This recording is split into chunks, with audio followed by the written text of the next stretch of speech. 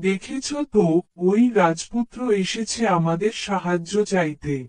ওর চোখে সত্য আর সাহস দেখতে পাচ্ছি। আমি ওকে সাহায্য করব। কিন্তু শুনেছ না ব্যঙ্গমা, যারা তেপান্তর পেরোতে গিয়েছে তারা আর ফিরে আসেনি। আমরা কেন নিজেদের বিপদে ফেলব? আমরা জন্মেছি অন্যের উপকারে আসার জন্য, প্রিয় রাজপুত্র। যদি সত্যিই ন্যায়ের পথে থাকে, তবে ঈশ্বরও তার সহায় থাকবে।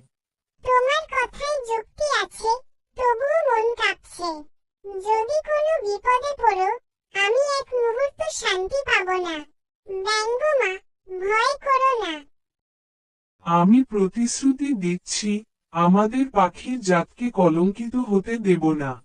সত্যের সেবায় জীবন দিতেও রাজি আছি। যাও, তবে যাও। তোমার সাহস যেন আমাদের আশীর্বাদে সফল হয়। আমি তোমার অপেক্ষায় থাকব বৃক্ষের ডালে।